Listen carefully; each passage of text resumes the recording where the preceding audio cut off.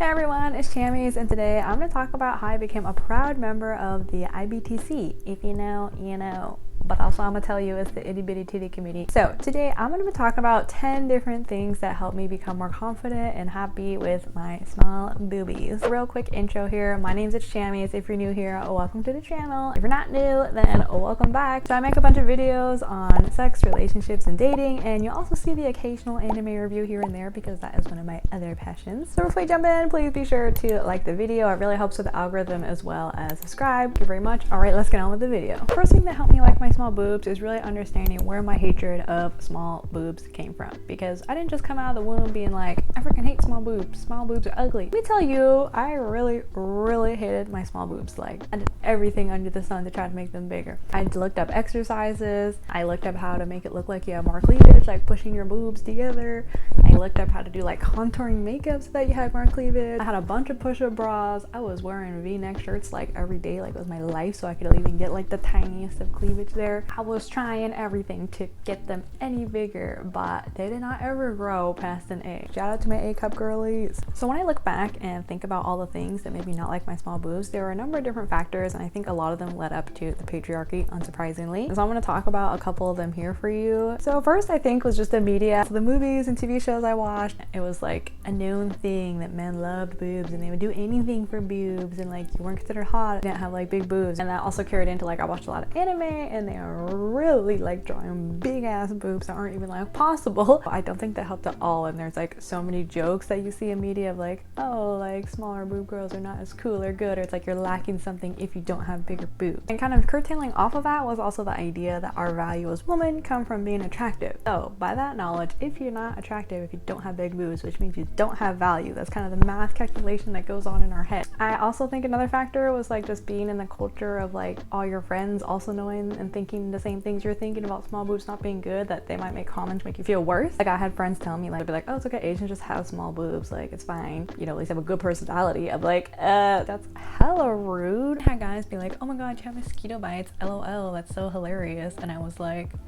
you know what's hilarious? If you shut the fuck up. But baby, I didn't say that yet, so I just kind of said okay, and then went home and cried myself to sleep. So that's how that happened. And another aspect is just all the clothes that I would wear. They would be too big in the chest area, so it made me feel like something was wrong with me. On top of like all that stuff, just being a teenager, like going through puberty sucks, but no one really doing a good job talking about education and what to expect, and that everything's normal and cool. So overall, there's just a lot of factors: society, the world, the culture, and you not like your small boobs. Steps 2 through 10 will be about how you can unlearn all of the stuff you've been taught about why small boobs are bad, so that you can teach yourself that small boobs are in fact amazing.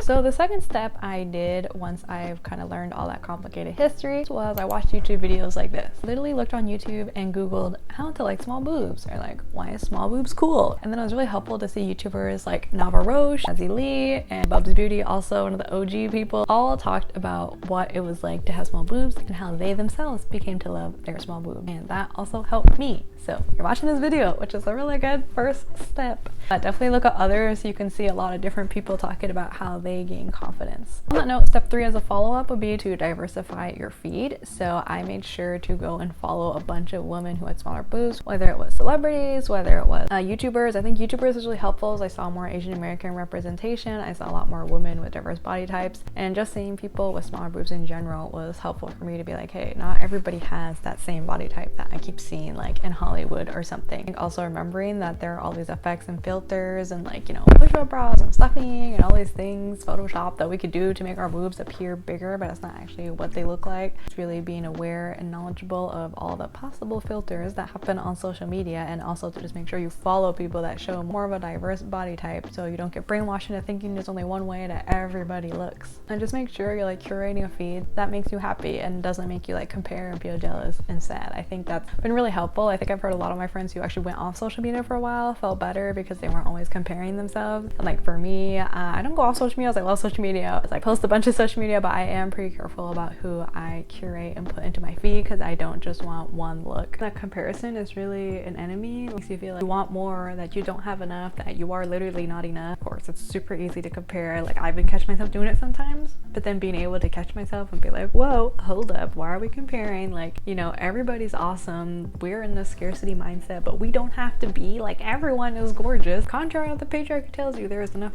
gorgeousness go around. Step 4 is a tip that I actually learned from watching all those YouTube videos back in the day, and something that was really helpful for me was understanding and focusing on what your small boobs can do. So I have a lot of friends that have bigger boobs, and they would be like, oh my gosh, like these big boobs hurt my back, like they hurt when I'm running. And so they were just talking about cons, you know, the pros and cons of all the body types. They were talking about what cons there were of having bigger boobs, and let me like, hey, you got small boobs, you know, that means they may potentially hurt less when you're running. Like, focusing on all the things that small boobs could do and do for me, and because sometimes it's really easy to focus on the negative, like, oh, I can't like that cleavage that people like or stuff like that. So it was really helpful to hear my friends and the internet and people with bigger boobs talk about what's hard, and also vice versa, women with smaller boobs talk about what they love and what they can do with their smaller boobs. Step 5 is about changing the rhetoric around them. For example, I remember very distinctly when I was like in high school, I used to say, oh my god, like my boobs are fun size. That's when I was starting to learn to like my boobs a lot more.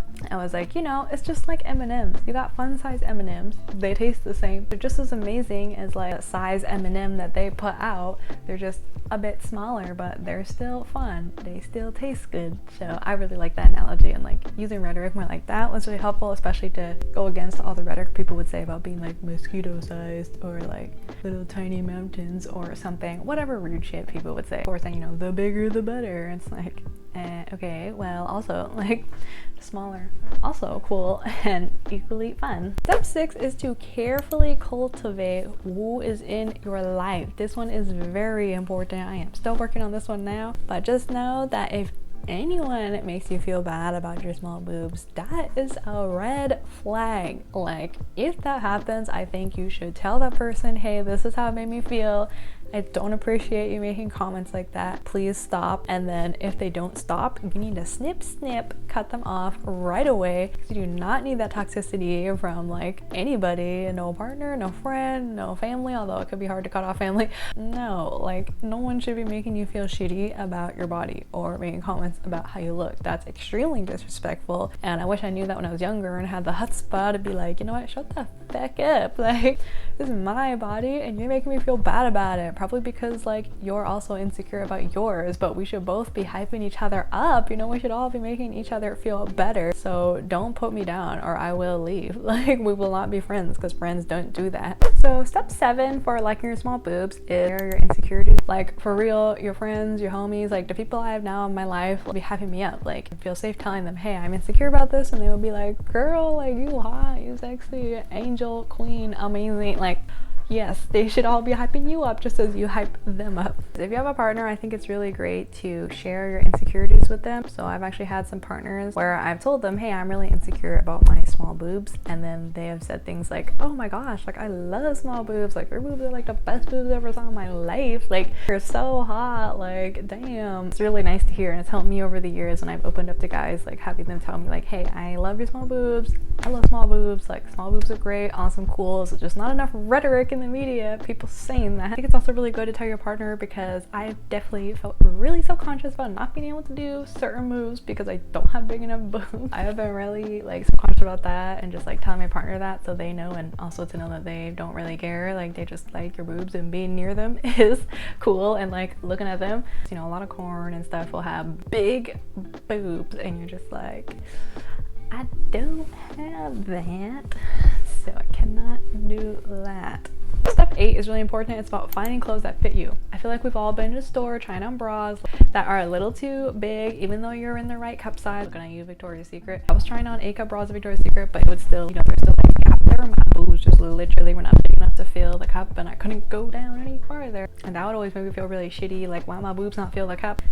And I even had some guy comment on it, and I wanted to die. Some guy I was intimate with was like, oh my god, I don't think your boobs fit that bra, like that bra looks too big. That was very sad. I promptly cried after that, went upstairs to the bathroom, closed the door, and cried for like 30 minutes, maybe an hour, I don't know. And then I had to come down and explain to him why I did that, but also why the hell was he even making a comment about my bra, because it's not important for you to mention. I know that. Don't mansplain my bra to me. Anyway, slightly very bitter about that comment. But the point is that finding clothes that really fit will help you feel better about yourself. So there's this brand called WearPepper actually that makes bras, and they focus on making sure that gap does not happen. So I recommend trying them out. Bras are one thing, but also just like clothes, shirts, sweaters, just in general, finding clothes that you really love and like and that make you feel good and all of your body can help you boost confidence all around. Step 9 is a really helpful tip I learned a little later in life, is that you should really talk to yourself as if you're talking to a friend. It's super easy to talk shit on ourselves. I don't know why, but like we're our harshest critics sometimes. Like sometimes they'll be like, oh, you stupid bitch, like why did you say that? Or like, wow, your boobs are so small, like you're so ugly, no one will ever like them. If only they were bigger, everybody would love you and like everything would be great. All my problems would be solved if I had bigger boobs, but indeed that is not true. So we are really harsh on ourselves, and that is just not healthy. Like we gotta treat ourselves like we would our friend. Like we would never tell our friend like, damn, you got small boobs, you are not valuable to society anymore, no one will ever want to F you, like no one will ever want to be with you, you lowly scum. Like we would never ever say that. If anyone says that, you gotta drop them. But it's like, we didn't say that to our friend, so why would we say that to ourselves? And I try to imagine like, what would I say if my friend was like, hey, I got small boobs, which my friends have told me that. And my response is always like, girl, like your boobs are amazing, like I love them, like I think they look so great and they look amazing and I love them with your body and your face, and you are just overall a very hot, a beautiful person. So it's like, why don't you say that to yourself? So whenever you're kind of feeling negative thoughts about yourself, just be like, wait a minute, what would I say if my friend was saying this to me? How would I respond? Now let me respond like that to myself, that I don't have these like negative spiraling thoughts about why small boobs are bad. So that has been really helpful, like about small boobs, but really about any negative thought I have myself. I'm like, what would I say to my friend who was having that same thought? I gotta treat myself like a friend because I deserve it, and so do you. Alright, finally step 10 is all about realizing that confidence comes from within. I know that's like hella cheesy, but it's true. You can have all the people in the world tell you you're gorgeous or that like, you know, small boobs are awesome, but if you don't believe it, then you're just not gonna believe it. So it's gonna take work, and like I said, all the steps previously took like a long time. I mean, even to this day, I still have moments where I was like, damn, I really wish my boobs were bigger. Like, no, you know what? I love my boobs and I love what my body can do. And I think also another thing that my friend told me when I asked her about like how she kind of gained more confidence is to focus on all the things she can do and that she loves about herself, you know. And hey, I love that I'm a great swimmer. I love that I am really dedicated to my work. I love that I'm a loyal friend. It's like becoming more confident in all these things that you can do and be kind of makes her think less about her small boobs. So building confidence in other areas of your life can help you also grow the confidence around your small boobs, is what I'm saying. And I think this is really important because once you kind of nail this and like once you kind of got into the state, then like it doesn't matter what the fuck strangers or people you know and aren't strangers say about you. Because, you know, I've heard my friends talk about, oh my god, there was that one comment that some rando or some friend made backhandedly, and then you remember it for the rest of your life, and then that spirals you into some self-consciousness about some part of your body like forever. But if you have it coming from within that you truly really believe that like your small boobs are amazing, awesome, then if anyone said that, you know they're bullshitting you. Like, they stupid. Like, clearly they didn't see the value and awesomeness and really cool, amazing holiness that is small boobs. So they can fuck all the way off.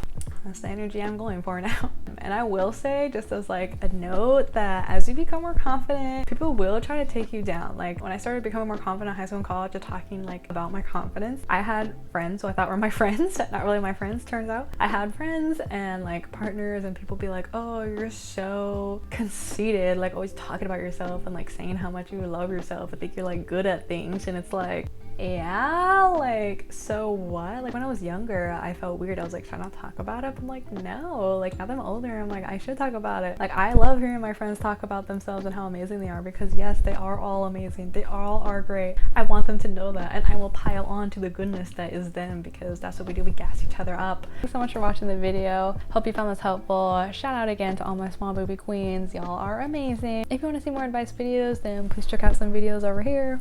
Bye.